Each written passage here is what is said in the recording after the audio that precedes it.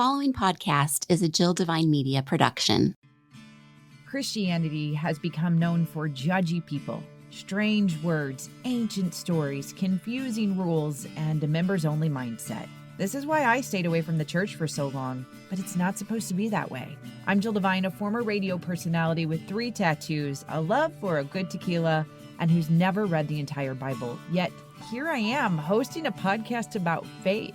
The Normal Goes a Long Way podcast is your home for real conversations with real people using real language about how faith and real life intersect. Welcome to the conversation. Thanks for coming back and joining us for our second part of the conversation with Ryan and Pastor Chuck. I'm Jill Devine, and this is actually a 4-part series. So the first 2 episodes that I talked about the gospel according to U2 was with Pastor Jim Mueller. So if you haven't had a chance to listen to those are available for you right now at normalgoesalongway.com or anywhere where you like to get your podcast. And then 2 weeks ago, we started the conversation with Pastor Chuck and Ryan's perspective. And now we're going to get back into that right now in a part 2/part 4 episode of Normal Goes a Long Way. I'm curious. So speak to this cynical millennial.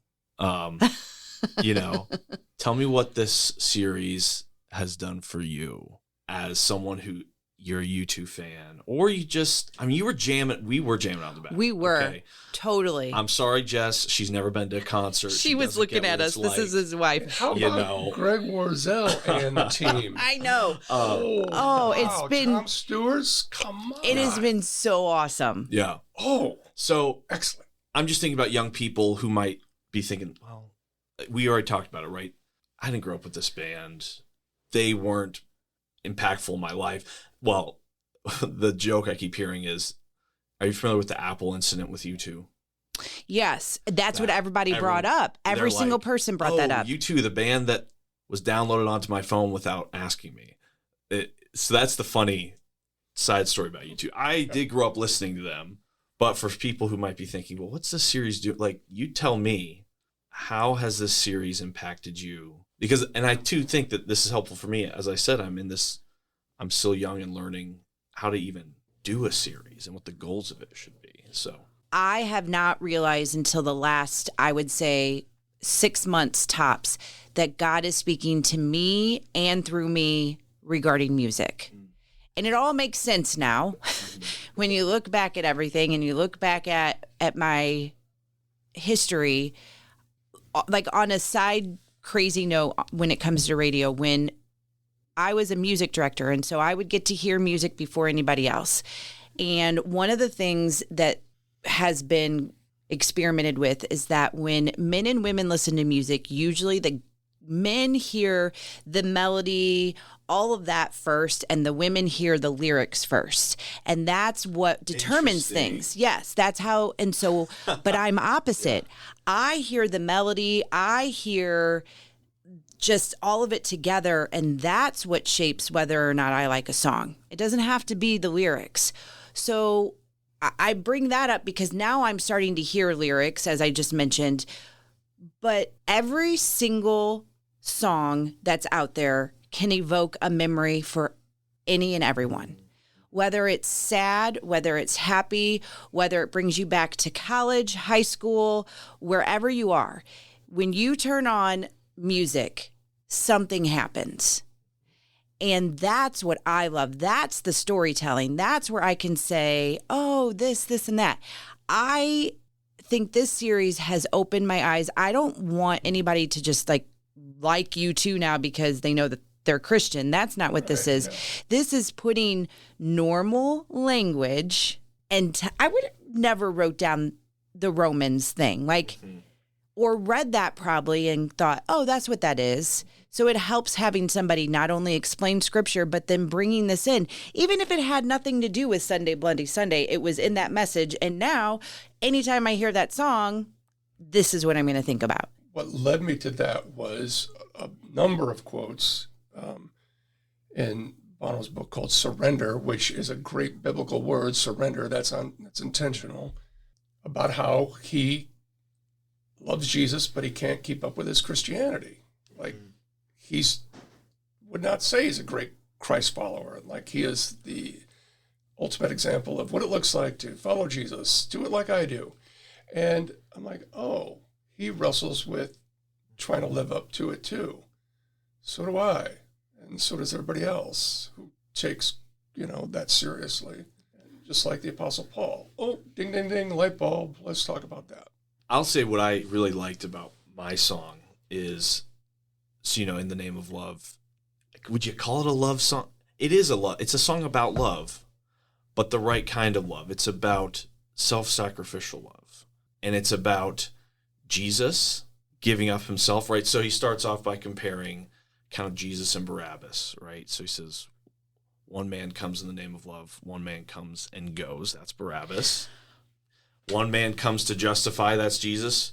One man came to overthrow, that's Barabbas. So you got that biblical connection there. The stuff about falling on a barbed wire fence, he says something about falling on a barbed wire fence. That's like a soldier giving his life. He talks about one man betrayed with a kiss, back to Jesus again.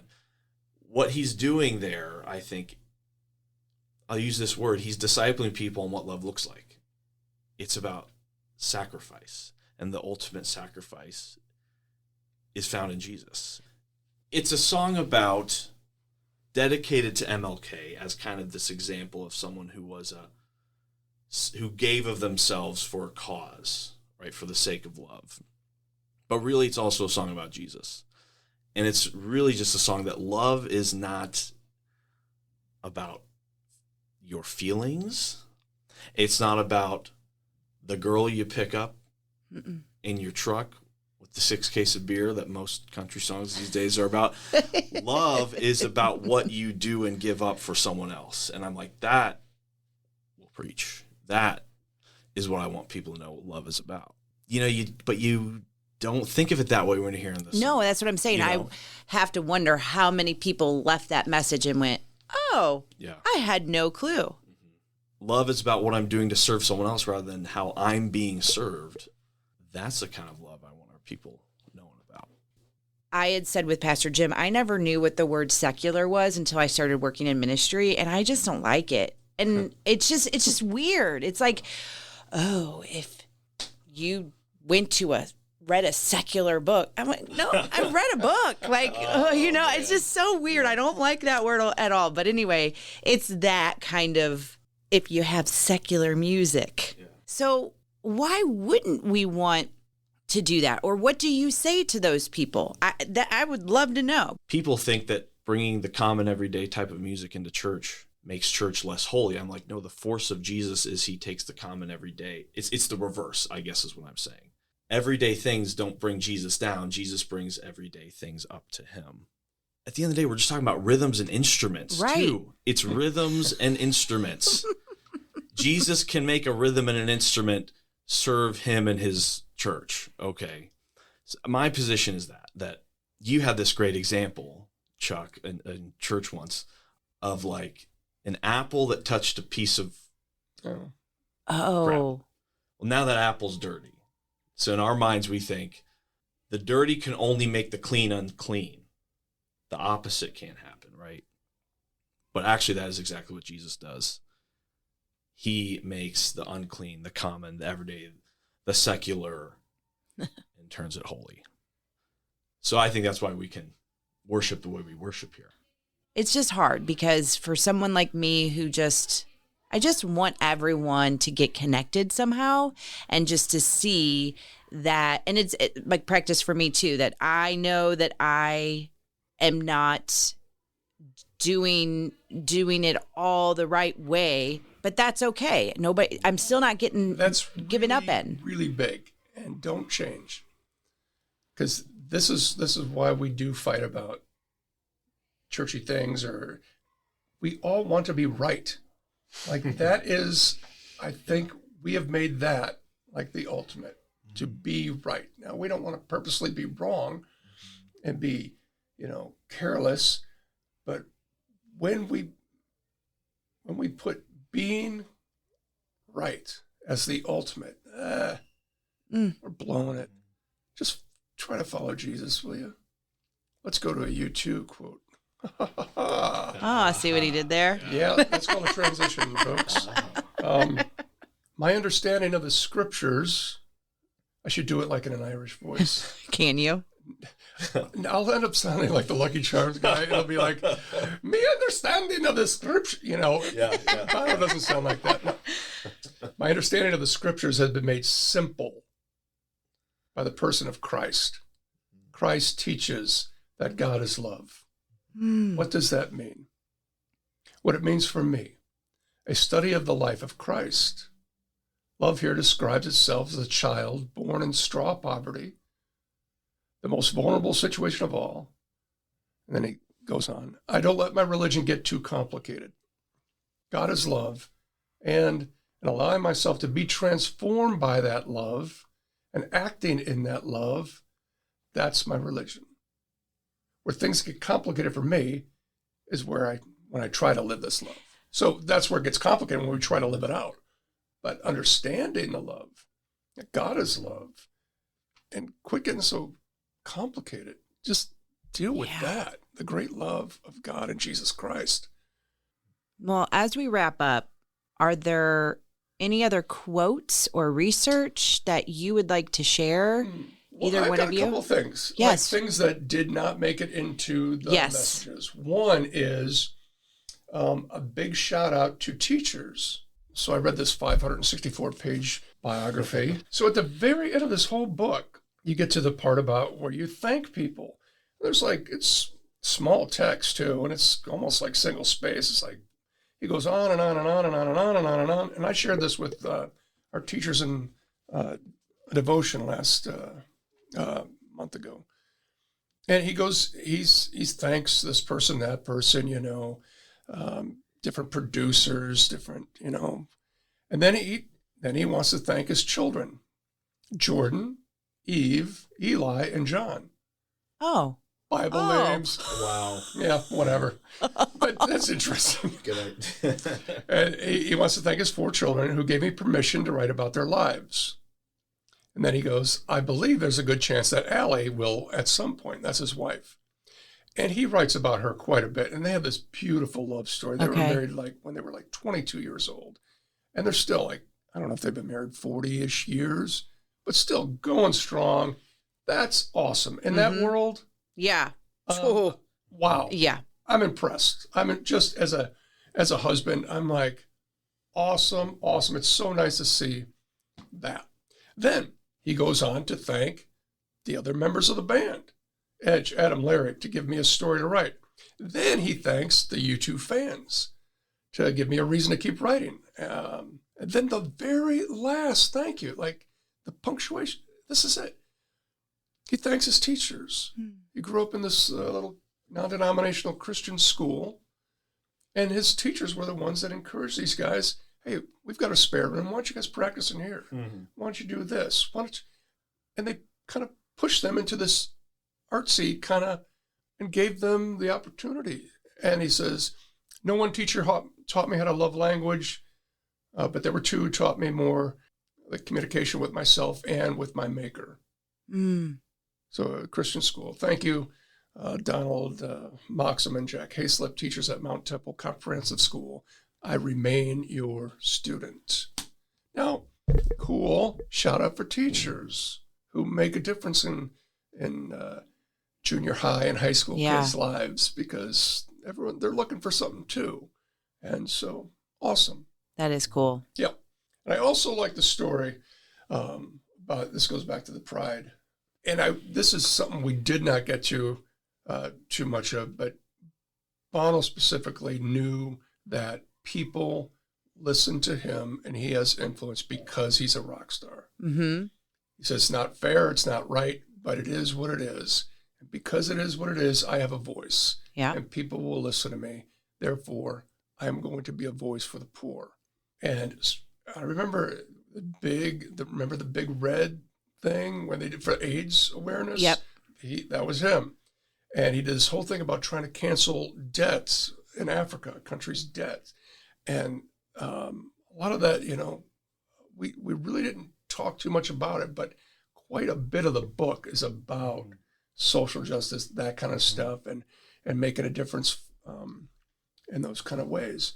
And so he'd meet with prime ministers and presidents, and he'd go before Congress and talk about how the United States should cancel the debt of this African country because there's no way they can dig out of this hole. And it's really pittance to us, but it's everything to them. And he's trying to talk these countries in Germany and other industrial countries to cancel the debt. And the citizens of those countries, how people get when it comes to money, they were not fans of that concept. And they came out with the MLK, with the Pride, and he was getting death threats like left and right. And this was in Arizona.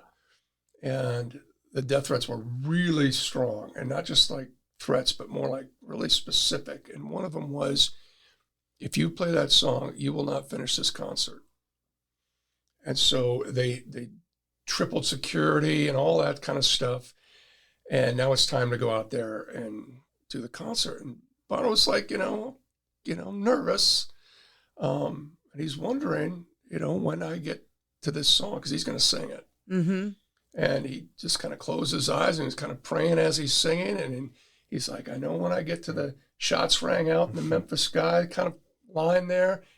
And that's when, remember we talked about Adam Clayton, the non-believer. He comes over and he steps in front of Bono as he's singing it. Cool move, dude. He will take a bullet. Isn't that cool?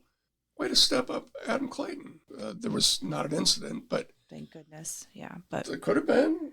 And wow. well, with the social justice too, what you were saying is, I'm sure, I don't know if he mentioned this, but was he approached by managers, promoters, all that, like, hey, you can have your say, but it will affect your band and all of you, and you may not get to do the things that you want to do.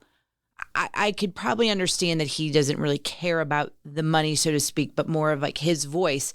But he is risking it for everyone associated with that band. I remember him wrestling with, are we still a band or am I a social justice guy now? And he's trying to be like, and he's very aware that he's just a rock star. He's like, I'm showing up at these presidents' offices in rock star clothing, and it feels, he's aware that he's kind of in this role that he didn't think he'd be in, which I thought was cool. Yeah, there's a great quote in here. And it's like, yeah, I watch myself on TV and I think, what an a-hole. He knows who he is, but he's trying to use that voice because he can make a difference. Yeah. And then towards the end, when he's like, when I was in my 20s, I was very idealistic, 30s, 40s, and then now he's starting in his 50s and like getting in the 60s and going, can I learn just to be still and shut up? And I can let God be God. And it's not on me. It's not about me. And he said it took him years and years and years to get to the spot where it's not about me. And I can't save the world. And God doesn't need my help, as if he's handcuffed unless I, do my thing, which is very, that's more of a mature Christian thing to say. I just like him because he's a great example of kind of fake it till you make it. He's like, I'm going to do what's right, even if internally I know that I have all these thoughts and feelings that are completely counter to the message I'm trying to spread. Loving your neighbors, loving the least of these.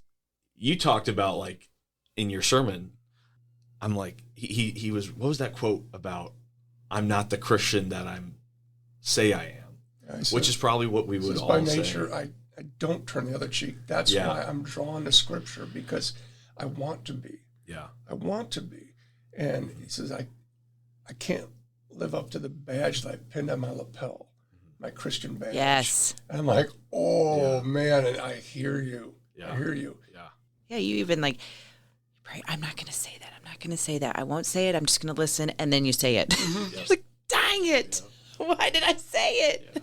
Yeah. Well, thank you both. This has been really good. So good to hear some of the stuff that we didn't get to hear some of the stuff again in a different perspective. And I hope we keep doing stuff like this. I hope we pointed to Jesus. That's the idea. I just hope with Prodigy this, I have come to really appreciate Bono and see him as a small spiritual hero.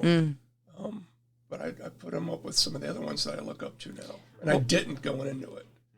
But now coming out of it, I'm like, oh, that guy's heroic. On the spot, if you had another artist or band that you would like to do, Yeah, who would be who next? would it be? I don't know. I really don't. do you, Ryan? That's a good question. I'm thinking we might get something. This is going to be a geezer thing to say. Sorry. But I think we could find something with Bruce Springsteen. Oh, I think we could. We'd have to dig deeper than we certainly did with Johnny Cash and U2. But I really don't know. I was going to ask that question myself. Maybe Mozart would be a good, really culturally relevant guy. jeez. You will not be invited on this podcast again. I said Chance the Rapper earlier, but he's a great example of someone who is very popular with younger people today. I mean, I met his pastor at a conference. Like his pastor spoke at a preaching conference I went to, and so I think that guy's pretty legit.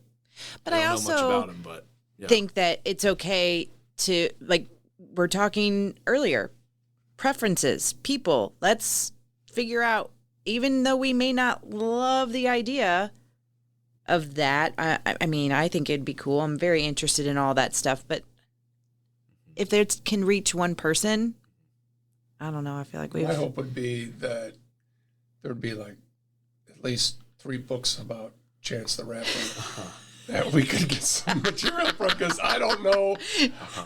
Chuck's like, wait, I need some books. I need something. some reference, yeah. Well, this is something we can all think about. Maybe somebody listening has an There you go. idea. Right. Send it to us. Everything is at normalgoesalongway.com. Thank you both. I really appreciate it. My pleasure. Thank you. Yeah. And you too. And you too. Ba-bum-bump.